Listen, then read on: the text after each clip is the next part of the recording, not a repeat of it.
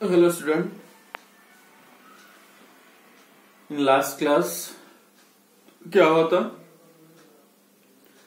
Spontaneous process.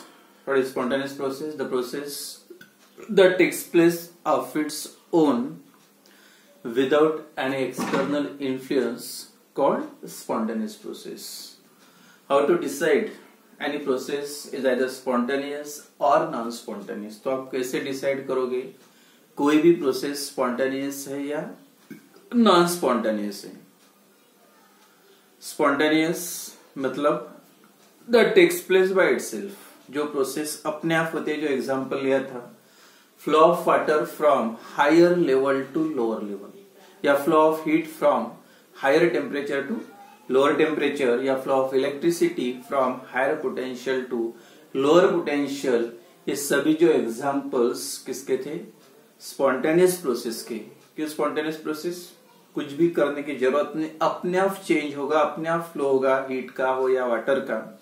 और non spontaneous का मतलब the process that takes place by applying external force, but by applying external influence, मतलब अपने आप नहीं होगा। जैसे कुछ भी substance higher level to lower level अपने आप आएगा, लेकिन लोअर टू हायर अपने आप नहीं जाएगा। उसका characteristic spontaneous process takes place only in one direction.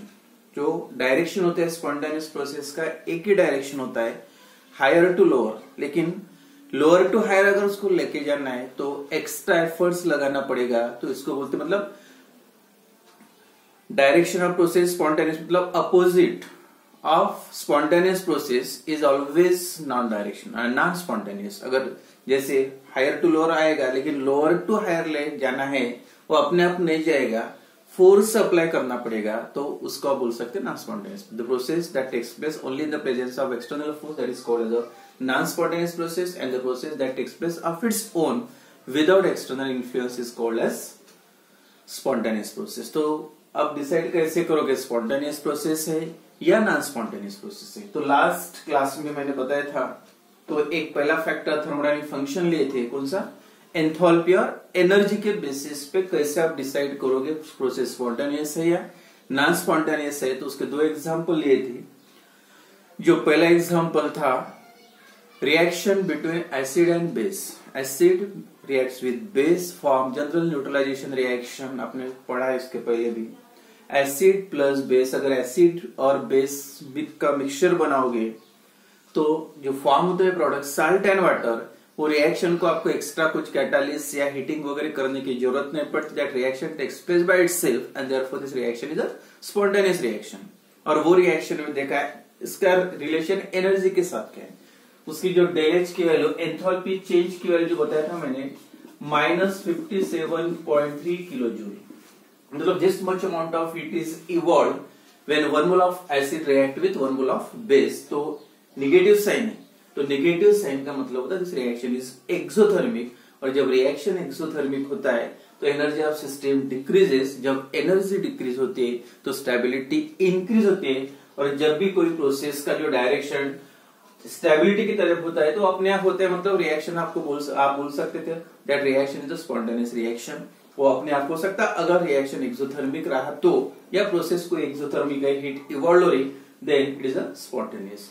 But another example एक लिया था, कौन सा? Melting of ice above 0 degree Celsius. अगर आइस फ्रीज में से आप निकाल के रख दोगे बाहर तो वो अपने आप मेल्ट होगा, कुछ भी उसको एक्स्ट्रा आपको हीट करने की जरूरत नहीं। सराउंडिंग से हीट वो अपने आप एब्जॉर्ब करेगा और मेल्टिंग शुरू हो जाएगी। तो उसका मतलब क्या?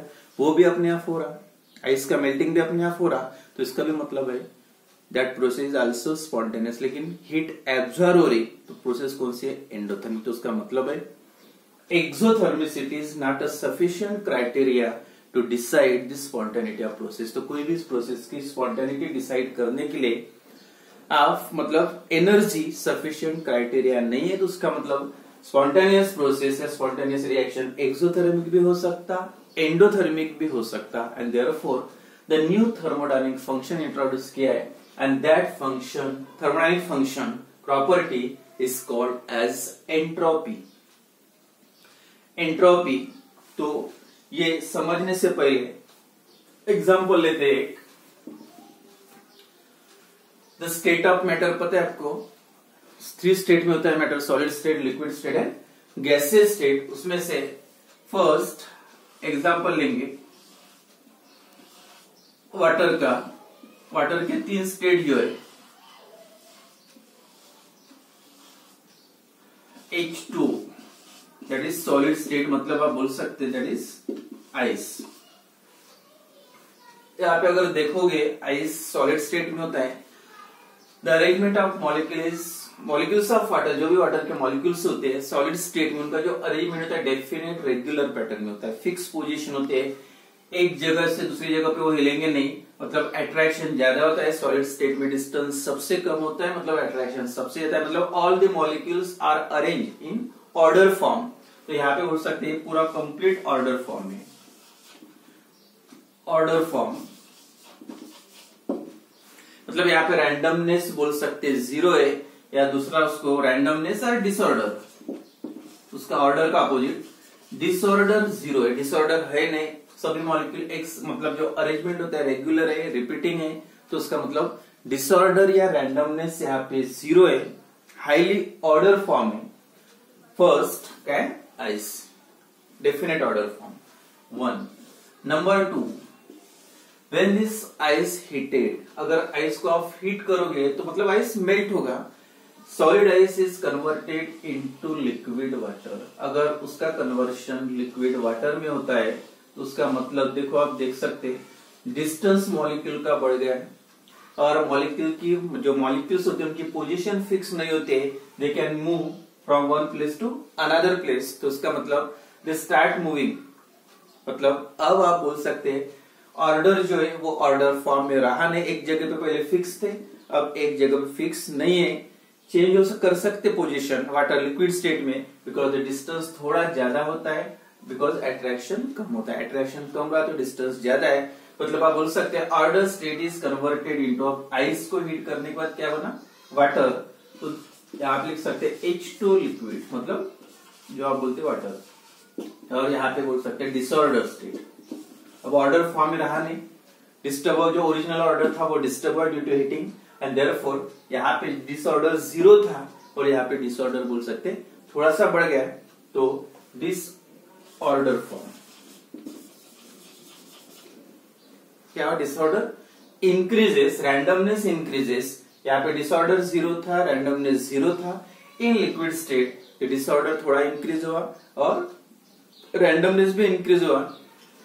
When again this water is heated, अब वाटर को फिर से हीट करो, थर्ड स्टेट फॉर्म होती है, हीट करने के बाद क्या होगा, again this order form disturb, their original regular arrangement collapse हो गए, and all the molecule start moving random direction along the straight line, जो आप बोलते हैं उसको ट्रांसलेशनल मोशन, पोजीशन मॉलिक्यूल की फिक्स ने सबसे ज्यादा मूवमेंट होता है गैसेस स्टेट में, आप यहाँ पे लिख सकते हैं स्टीम या वेपर्स फॉर्म हो गए H2O gas। when liquid water is heated, मतलब when water is evaporates, the vapor molecules form and they start moving in different random direction, मतलब आप बोल सकते हैं यहाँ पे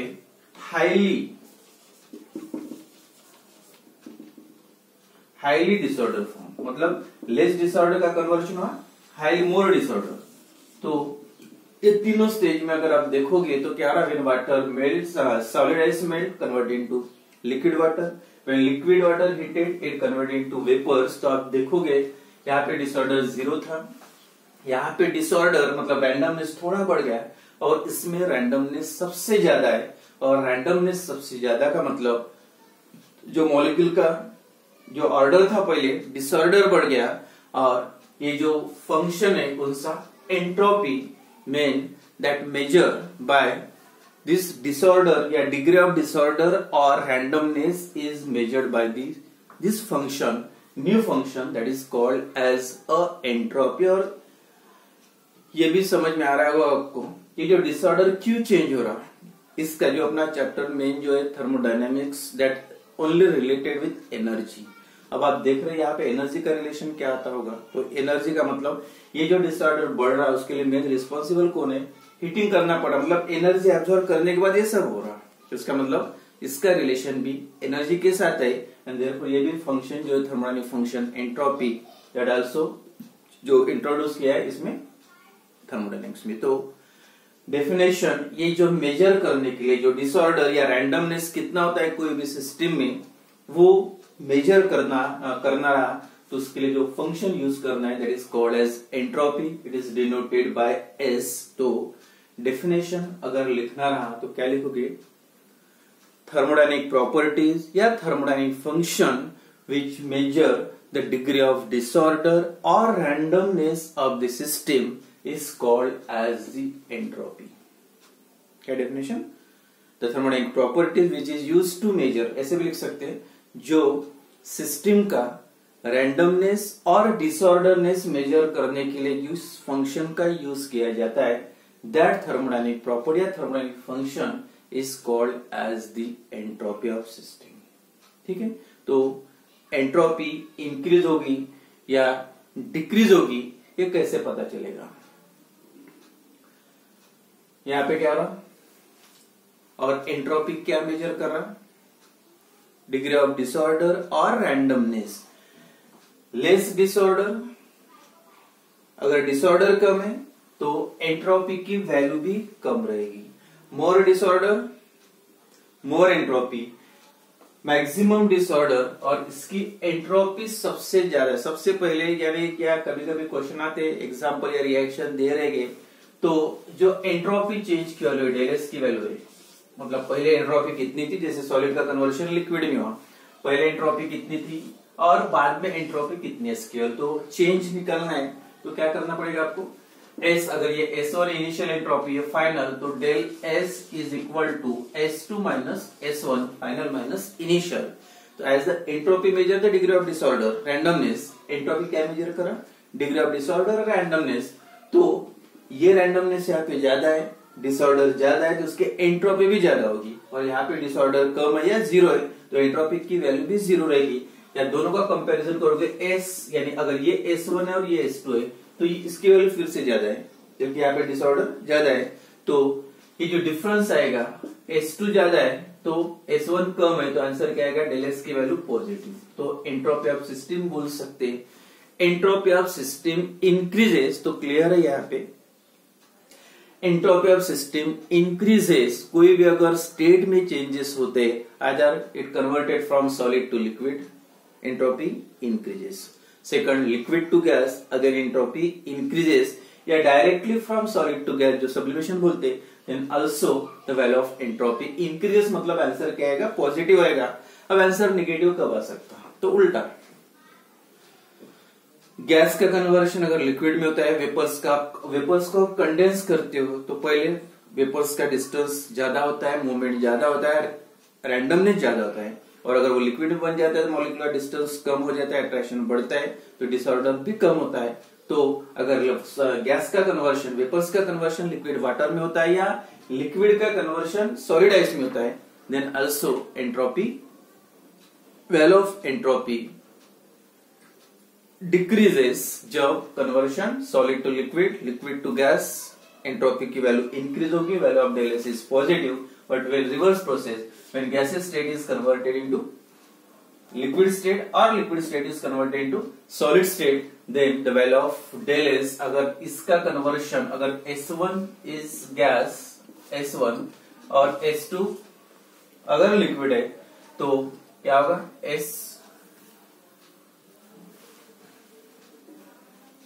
पहले गैस है, S2 लिक्विड है, तो S2 माइनस S1, तो आंसर क्या आएगा? ये कम है डिसऑर्डर और यहाँ पे डिसऑर्डर ज्यादा है, तो आंसर आएगा निगेटिव, मतलब entropy of system decreases, the value of del S is negative. कितनी हो रही? 4.5. Entropy of system decreases. For example,